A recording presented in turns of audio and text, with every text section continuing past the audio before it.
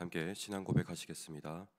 전능하사 천지를 만드신 하나님 아버지를 내가 믿사오며 그 외아들 의주 예수 그리스도를 믿사오니 이는 성령으로 잉태하사 동정녀 마리아에게 나시고 본디오 빌라도에게 고난을 받으사 십자가에 못 박혀 죽으시고 장사한 지 사흘 만에 죽은 자 가운데서 다시 살아나시며 하늘에 오르사 전능하신 하나님 우편에 앉아 계시다가 죄로서 산 자와 죽은 자를 심판하러 오시리라. 성령을 믿사오며 거룩한 공예와 성도가 서로 교통하는 것과 죄를 사하여 주시는 것과 몸이 다시 사는 것과 영원히 사는 것을 믿사옵나이다. 아멘. 함께 찬송가 85장 함께 찬양하겠습니다. 찬송가 85장입니다.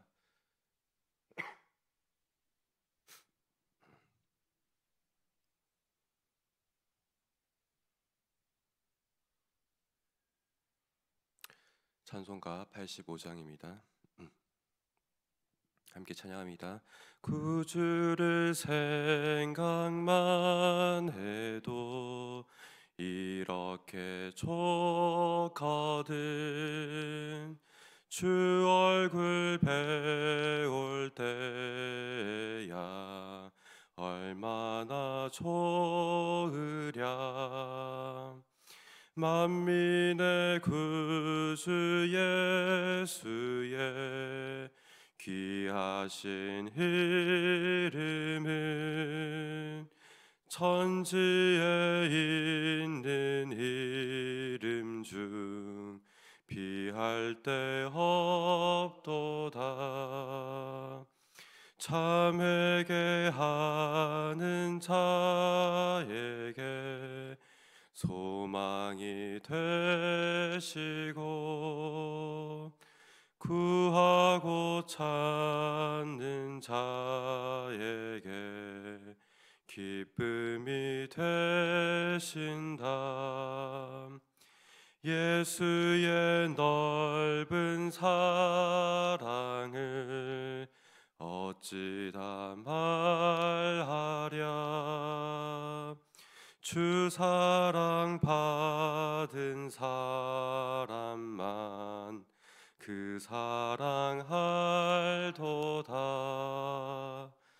사랑의 구주 예수여 내 기쁨 되시고 이제로부터 영원히 영광이 되소서. 아멘. 사랑의 하나님, 이 시간 은혜로 주님 앞에 또 말씀 앞에 서게 하시니 감사합니다. 또한 한 주의 삶을 은혜 가운데 지키심을 감사합니다. 이 시간 더욱더 하나님을 사랑하며 주님의 사랑하심과 같이 그 사랑을 반응하여서 또 사랑을 전할 수 있는 저희들 되기 원합니다. 주님의 뜻을 이룸에 필요한 일용할 양식과 체력과 피로들을 채워 주시옵소서. 삶의 시선을 저희들 안으로만 향하지 않도록 도와주시고 주님께서 베푸신 그 사랑을 우리의 가족과 교회와 지역으로 향할 수 있도록 인도하여 주옵소서. 말씀에 늘 반응하며 정직한 마음으로 살아갈 수 있도록 동행하여 주옵소서. 감사드리며 우리 주 예수님의 이름으로 기도드립니다. 아멘. 오늘 말씀 누가복음 19장 1절에서 10절 말씀입니다. 누가복음 19장 1절에서 10절 말씀입니다. 함께 교독하면서 읽겠습니다. 예수께서 여리고로 들어가 지나가시더라.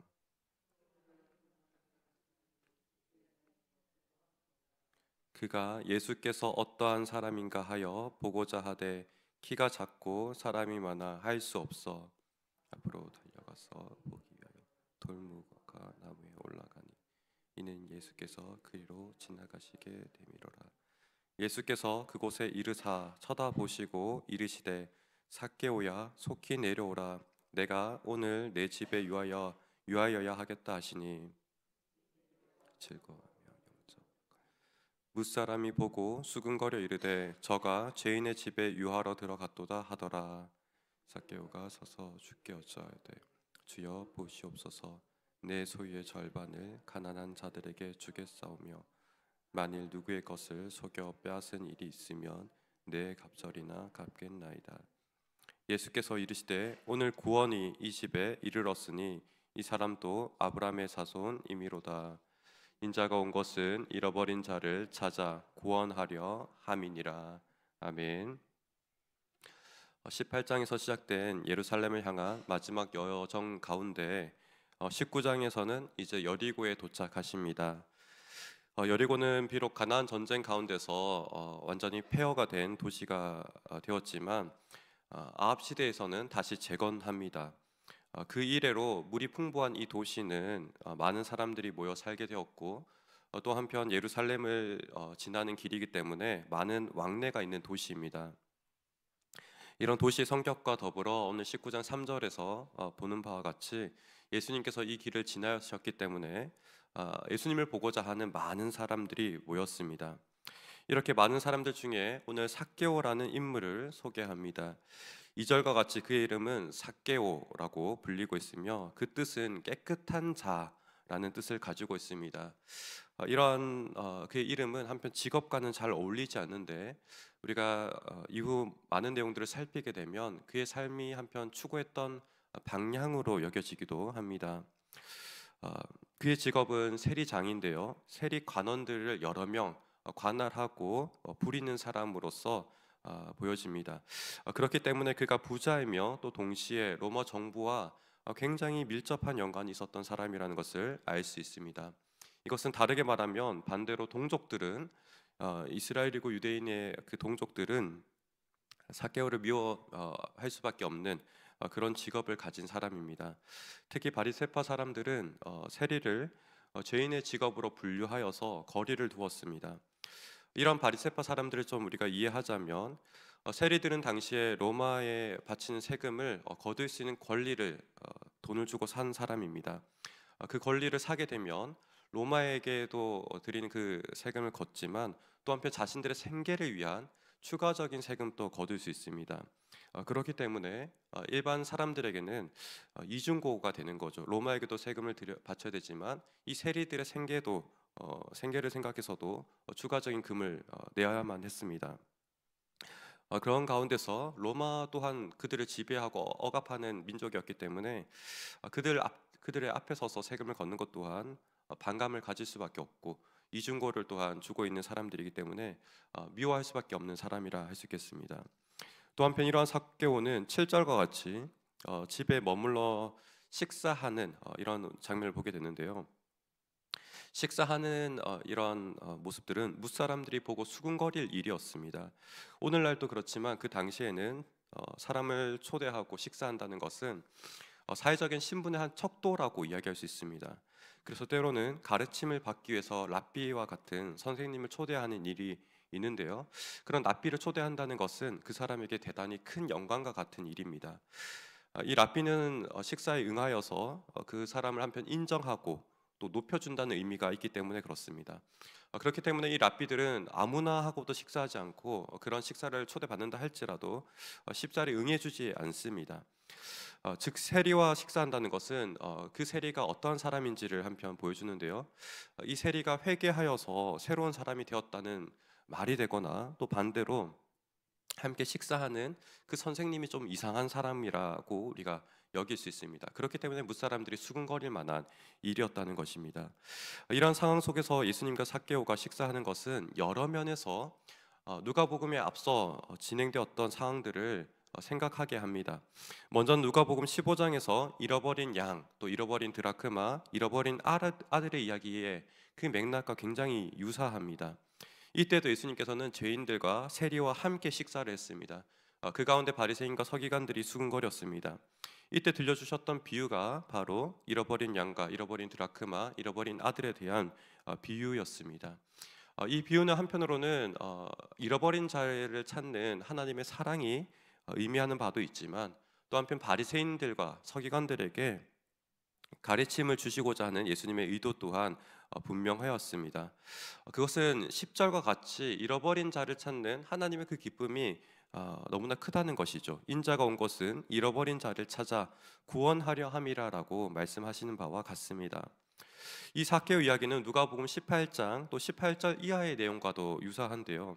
이는 부자인 관리가 등장합니다. 이 부자인 관리는 내가 모든 율법을 지켰습니다. 이제 내가 구원받기 위해서 더 무엇을 해야겠습니까? 라는 그 질문 가운데 예수님께서 재물을 팔아 가난한 자를 나눠주고, 가난한 자에게 다 나눠주고 예수님을 따라오라라는 그 말씀을 들었지만 근심하고 돌아가는 모습을 보였습니다. 이에 반해서 오늘 삭개오는 자신의 재물의 절반을, 재산의 절반을 팔아서 가난한 자들에게 나누겠다. 또 한편 내가 부당하게 거둔 재산이 있다면 4배나 갚겠습니다라는 이야기를 통해서 진실하게 그 삶을 이웃을 향하고 또 예수님의 가르침대로 나아가는 모습을 보여준다는 점에서 다릅니다. 종합한다면 삭개오는 사회적인 판단에서는 죄인으로 보이지만 기회를 주시고 은혜를 주신 예수님께 합당한 사람으로서 오늘 우리에게 분명하게 소개하고 있습니다. 합당한 반응의 이 삭개오, 이에 따른 여러 가지 또 증거들이 본문 가운데 있는데요. 먼저는 6절입니다. 6절. 6절을 보게 되면 삭개오는 예수님께서 그의 집에 머무시겠다는 이 말씀을 보고서 급히 내려와 즐거워하며 영접합니다. 여기서 즐거워한다는 이 표현 또한 15장에서 반복되었던 표현입니다. 우리가 즐거워하고 기뻐하는 것이 마땅하지 아니하겠느냐. 하나님 아버지의 기쁨의 그 탄성인 거죠. 잃어버린 것을 찾는 그 기쁨, 또 잃어버린 아들을 맞이하는 그 기쁨이 가득한, 잔치가 가득한 그 집안에 있는 표현입니다. 이를 통해서 예수님 사랑을 아는 이 삭개오가 그 사랑 가운데 거하고 참여하고 있다는 것을 분명하게 보여주고 있습니다. 이 삭개오는 아버지 사랑 안에 분명히 있고 그 사랑을 알고 즐거워하고 있습니다. 또한 이에 따라서 8절과 같이 삭개오는 은혜에 합당한 반응을 합니다. 특히나 7절을 보게 되면 무사람들의 수군거림을 듣고서 이러한 결단을 보여주는데요. 8절에서 보시옵소서라고 강조합니다. 많은 사람들이 들을 수 있도록 그가 분명히 서서 선포하듯이 선언하듯이 이야기합니다. 그리고 이어서 자신의 소유의 절반을 가난한 자들에게 주겠으며 만일 누구의 것을 속여 빼앗은 일이 있으면 4배로 갚겠다라고 말합니다. 이러한 약속은 세리로서는 굉장히 뜻밖의 말입니다. 사실 세리로서는 부당한 세금을 걷는 일들이 많을 수밖에 없습니다. 그런데도 불구하고 이런 말을 한다는 것은 자칫 잘못하면 그가 파산할 수도 있는 약속입니다. 그러나 이 약속을 우리가 면밀하게 살펴보면 원어의 어떤 시제를 우리가 살펴볼 필요가 있는데요. 현재 시제로 사용하고 있습니다. 현재 시제로. 이것은 학자들이 생각할 때는 미래의 약속도 의미하기도 하지만 또 이전에 그가 그런 삶을 살아오고 있었다는 진행하고 있었다는 그런 의미를 가집니다.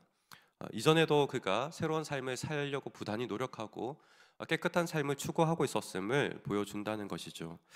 어찌 보면은 그가 언제부터 이런 삶을 살았는지 우리가 알 수는 없습니다만 아마도 세례 요한이 세리들이 그에게 나왔을 때 합당한 세금만 거둬라는 그 말을 듣고서 그가 그 시점 이후로부터 이러한 정결한 삶을 살고 새로운 삶을 살기를 부단히 노력했던 것을 우리가 상상해 볼 수 있겠습니다.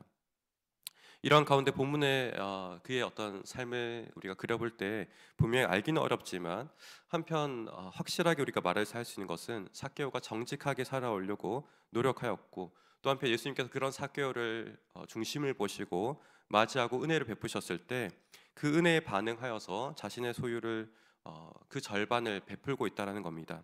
이 은혜를 베푸는 모습, 다시 말하면 그가 되갚음을 받을 수 있는 그런 사람에게 은혜를 베푼 것이 아닙니다. 갚을 수 없는 사람들에게 나눈 은혜입니다. 이것이 바로 은혜를 받은 사람의 합당한 반응이라고 말할 수 있습니다. 그러하게 오늘 우리가 이 본문을 살핌에 있어서 예수님께서 먼저 이 삭개오를 찾아오시고 또 무사람들의 비난을 감수하며 찾아오셨던 그 은혜에 이 삭개오가 반응한 것을 우리 또한 기억할 수 있기를 원합니다. 오늘 본문에서는 예수님의 십자가 사역을 비추고 있지 않습니다. 다만 예수님의 이 모습을 통해서 사회적인 정죄 가운데 있는 한 사람에게 새로운 기회를 주시고 있고 삭개오는 그 은혜에 또한 반응하고 있습니다. 물론 예수님의 이러한 삶의 모습은 그 삶 속에 십자가의 메시지를 담고 있습니다. 무사람의 정죄와 비난, 이 모든 것들을 감수하며 함께 식사하시고 친교를 나누십니다. 이에 비해서 우리는 어떻습니까? 우리는 보다 분명한 십자가의 은혜를 알고 있습니다. 나를 구원하신 그 은혜와 사랑을 우리가 날마다 더 새롭게 하고 또 기억하며 알기를 원합니다. 나는 받을 자격이 없는 사람이지만 주님께서 나를 아시고 또 주목하시고 찾아오시는 은혜가 말씀과 기도의 자리 가운데 또한 매일 새롭습니다. 그러하게 우리 또한 이 은혜에 합당하게 우리 또한 그 은혜를 되새기고 또 감사하며 주위에 나눌 수 있는 저와 여러분 되기를 간절히 소망합니다. 그리하여서 이 삭개오처럼 우리의 말과 행동을 통해서 주님의 은혜를 나타내는 우리가 되기 원합니다. 참으로 주님이 은혜로우심이 우리 삶을 채우심을 증거하여서 내 삶을 거룩하게 하였습니다. 내 삶을 깨끗하게 하였습니다. 그와 같이 또한 이 사랑을 우리가 전하기 원합니다라고 고백하는 우리 모두가 되기를 소망합니다. 이것이 바로 주님의 기뻐하신 일에 참여하는 것이며 또한 우리 자신이 가장 기뻐하고 행복할 수 있는 일입니다. 주님의 사랑에 거하고 또 주님께서 명하신 이웃과 같이 우리가 함께 은혜를 알고 나누는 모두가 되기를 소망합니다. 우리 이 시간 함께 말씀을 기억하며 기도하기 원합니다. 먼저는 송영수 집사님께서 기도하겠습니다. 크고 작은 모든 일에 나를 성결함으로 또 하나님 뜻을 알기를 소망하십니다. 그리하여서 새롭게 결단하시는 것은 이제는 하나님을 나의 마음에 모시기를, 하나님이 나의 왕이 되어 주시기를, 이런 기도 제목 주셨는데 우리가 함께 기도하기 원합니다. 또한 윤석구 장로님 가정을 위해서 기도하겠습니다. 성령 충만한 가정, 또 범사에 감사하고 계신데요. 가족과 친구의 건강을 위해서 기도해 주시고 또 한편 두 아들 여준 여민의 앞길을 인도하시고 생업을 축복해 주시기를 함께 기도하기 원합니다. 오늘 들은 말씀을 기억하며 우리 환우분들의 회복과 또 속해 있는 목장과 전도에 하나님께서 함께 하시는 가정 또 이 나라 되기를 간절히 기도하기 원합니다. 오늘 특별히 또 금요 기도회 있는데 예배를 위해서도 함께 기도하기 원합니다. 다 함께 기도하겠습니다.